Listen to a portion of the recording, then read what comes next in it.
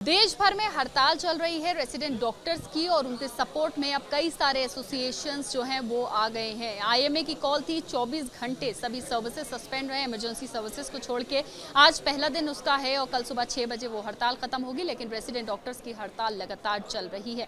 मुख्य मांग जो अब है वो सीपीए को लेकर है, सेंट्रल प्रोटेक्शन एक्ट को लेकर है।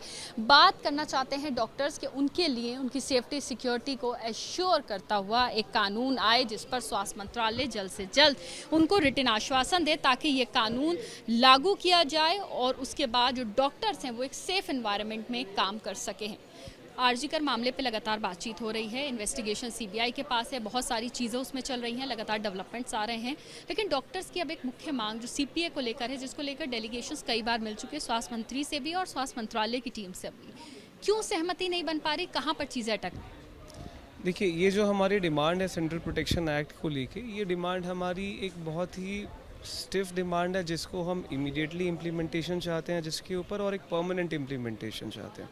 तो अगर हम इन दो वर्ड्स को ध्यान से देखें तो इमीडिएट इम्प्लीमेंटेशन के लिए हमें एक ऑर्डिनेंस चाहिए, बिकॉज़ पहले भी पास्ट में बहुत बार कमिटीज़ बनी हैं जो कमिटीज़ एक अल्टीमेट एंड पॉइंट मुद्दे को कंप्लीट नहीं कर पाई, या कई बार उन्होंने अपने मुद्दे को कंप्लीट करके पार्लियामेंट में पेश करने की कोशिश की तो बिल पेश भी नहीं हुआ।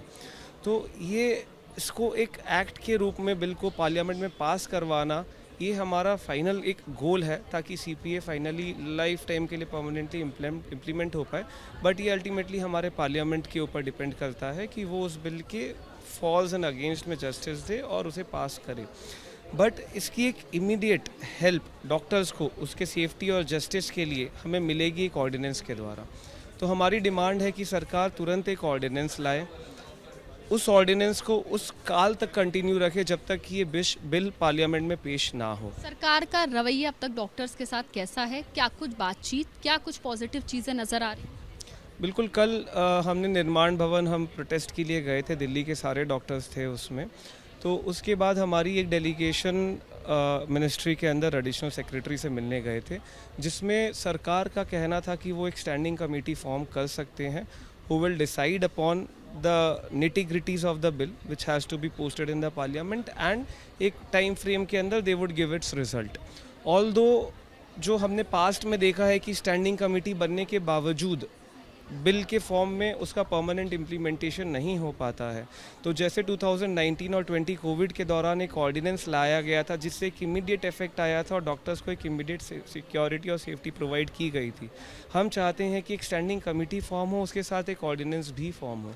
तो हमारे द्वारा ये जो ऑर्डिनेंस का डिमांड था ये रखा गया, और एडिशनल सेक्रेटरी और जो मिनिस्ट्री के डेलीगेट्स थे उनके तरफ से ये डिमांड थी कि हम इस पर एक बार डिस्कशन करेंगे अपने मिनिस्टर से, गवर्नमेंट से, उसके बाद will get back to you. क्या कहा, कब आप लोगों से दोबारा बातचीत जो है? यहाँ पर मेरे साथ आरडीए एम्स के चीफ एडवाइज़र भी हैं, उनसे भी बात करते हैं। सर, क्या कहा, कब दोबारा बुलाएंगे? क्या कोई कॉल वो लोग करेंगे या आप लोगों को दोबारा उनसे बातचीत करने के लिए जाना? देखिए, इसमें कोई क्लियर कट कोई भी डिसीजन नहीं हुआ है, इसीलिए हम लोग अभी भी प्रोटेस्ट में, आप लोग जैसे देख रहे हैं, क्योंकि हम चाहते थे उनसे कुछ रिटन एश्योरेंस या ऐसे कुछ कमिटमेंट की हमें पता लग जाए कि सच में ऐसा कुछ हो रहा है। तो बट बातचीत अभी चल ही रही है। हम लोग भी जो डॉक्टर से देखिए, डिसीजन हमारे ऊपर डिपेंड नहीं करते। ये जो भीड़ आप लोग देख रहे हैं, सब लोग चाहते हैं कि ये सीपीए जल्दी से जल्द आ जाए एंड डॉक्टर के सेफ्टी के लिए आए।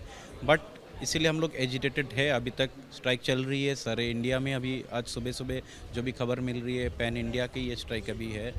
उनकी तरफ से हम यही एश्योरेंस चाहते हैं, जैसे जो भी बातचीत हुआ है वो वर्बल तरफ से हुआ है, जो स्टैंडिंग कमेटी बनेगी।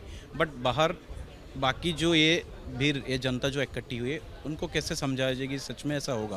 क्योंकि हमने देखा है पहले भी 2019 में, इसके बाद 2022, 2023 में फिर से ये बिल उठाया गया था, बाद में बस वो पास नहीं हुआ, किसी वजह से वो इम्प्लीमेंट नहीं करवाया जा रहा था। अगर सभी डर है कि फिर से ऐसा ना हो, क्योंकि हम अगर लास्ट कुछ ईयर्स के हम लोग डेटा देख सकते हैं, इसमें सबसे ज़्यादा कोई भी प्रोफेशनल्स अटैक्ट हुए, दोज आर डॉक्टर्स। कई राज्यों में ऐसे कानून हैं जो डॉक्टर्स की सेफ्टी और सिक्योरिटी के लिए बने हुए हैं, लेकिन उसके बावजूद वो कानून जो हैं बहुत बड़े स्तर पर उनका असर होता हुआ नहीं दिख रहा है। तो इसीलिए सेंट्रल प्रोटेक्शन एक्ट की आप लोग मांग भी कर रहे हैं। क्या लगता है, क्या वजहें हैं, क्या कमियां हैं, किस वजह से वो कानून जो है उनका बहुत बड़े स्तर पर असर होता हुआ नहीं दिख रहा? हाँ, देखिए वहाँ पे कुछ ग्रे एरियाज है, कुछ लूप होल्स है। जैसे हमारे जो मेडिकल एजुकेशन है वो इंडियन जो हमारे कंट्रोलिंग अथॉरिटी एनएमसी उनके कंकरेंट लिस्ट में आते हैं। तो concurrent list that is controlled by the central government. State is a health subject, but ये मेडिकल एजुकेशन रिलेटेड जो भी कॉलेजेस है वो सेंट्रल गवर्नमेंट के पास ही आते हैं। अगर हम वही डिमांड कर रहे हैं, जैसे कोई भी नए कॉलेज आ जाए उसमें कुछ क्राइटेरिया होते हैं, कुछ गाइडलाइन होते हैं उनको इम्प्लीमेंट कराने के लिए, अगर वो कंकरेंट लिस्ट में लाके ये जो एक्ट है वो भी लागू करवाया जाए तो मुझे लगता है दिस ग्रे एरिया इसको एक्सप्लोर थोड़ा अगर करना चाहते तो बाकी जो भी स्टेट है उनके जो भी लॉ है इन कोऑर्डिनेशन विद दो स्टेट्स, उस लॉ के साथ उसके साथ एक सेंट्रल जो एक कवरेज हो जाएगा उस सारे स्टेट को कवर करेगी। वही हमारी डिमांड है। मुझे बताइए, अभी एम्स की आप लोगों की एक मीटिंग हुई है, क्या कुछ डिसाइड हुआ आगे की रणनीति? आगे हमारे जो प्रेसिडेंट है और बाकी जो आरडी एग्जीक्यूटिव्स है वो लोग गए हैं, बाकी आरडी के साथ बातचीत चल ही रही है। इसके बाद ही हम लोग कुछ आगे के कैसे, जैसे आप लोग देख सकते हैं आज हमारे जो फैकल्टी एसोसिएशन है वो भी हमारे साथ आके खड़े हुए हैं इन support of us, nursing union वाले, बाकी जो भी पैराक्लिनिकल, बाकी हेल्थ केयर प्रोफेशनल जो लोग भी है सब लोग आ रहे हैं।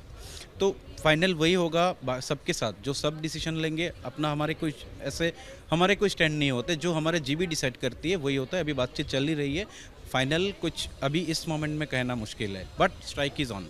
स्ट्राइक लगातार चल रही है। डॉक्टर मोहित, आपसे एक सवाल मेरा ये है कि जॉइंट आरडीए की लगातार मीटिंग्स चल रही हैं।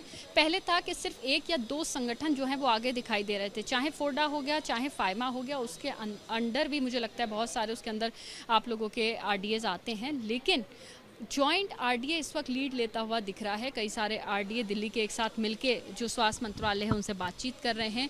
किस चीज़ पर सहमति बनेगी, क्या कुछ अभी डेवलपमेंट? देखिए, ये जो एक जॉइंट आरडीए की कमेटी बनी है ये इस बेसिस पे ही बनी है कि जितने हमारे रेसिडेंट डॉक्टर्स हैं जो कि एक सोल मोटिव सीपीए और जस्टिस के लिए लड़ रहे हैं, हमारा कोई पॉलिटिकल एजेंडा नहीं है, वो सारे कॉमन फ्रंट पे हैं rather than any other body की जो कि जिनका कुछ पॉलिटिकल लीनिएज हो सकता है, जो कि सरकार के कन्वर्सेशन में जाए और हमारे मूवमेंट को अफेक्ट करे। हम ये नहीं चाहते हैं। तो जॉइंट कमेटी ऑफ आरडीएस का करंटली जो डिसीजन है कि they would want an ordinance along with formation of a standing committee जो कि एक पर्टिकुलर टाइम ड्यूरेशन में उस बिल को रेडी करें जो कि पार्लियामेंट में पेश हो, तब तक ऑर्डिनेंस लागू रहे। और यही डिमांड है जिस पे जॉइंट आरडीएस बनी रहेंगी और अपनी स्ट्राइक कंटिन्यू करेंगी इन वेरियस फॉर्म्स। अभी इमरजेंसी सर्विसेज चालू है, कल हम निर्माण भवन गए थे, हम वापस से निर्माण भवन जाएंगे। दिल्ली के जितने और प्रोटेस्ट प्लेसेस हैं, जंतर मंतर, इंडिया गेट, हम वहाँ भी जाएंगे। हम अपनी आवाज़ सरकार और जनता तक पहुँचाना चाहते हैं कि ये हमारी एक सीधी सी डिमांड है जो कि बहुत ही जायज़ है और वो हमें चाहिए। तब तक हम प्रोटेस्ट पे बने रहेंगे। बहुत शुक्रिया बातचीत करने के लिए। तो लगातार जितने भी डॉक्टर्स हैं उनका कहना है हड़ताल चलती रहेगी जब तक कि उन्हें एक ठोस आश्वासन नहीं मिल जाता स्वास्थ्य मंत्रालय की तरफ से कि सीपीए को किस तरह से और कैसे लागू किया जाएगा। जब तक इस पे आश्वासन नहीं, तब तक लगातार हड़ताल जारी रहेगी। कैमरा पर्सन राजेश के साथ Madiha Khan, ABP news, Delhi. For exclusive and insightful videos, subscribe to our new channel ABP Live Premium.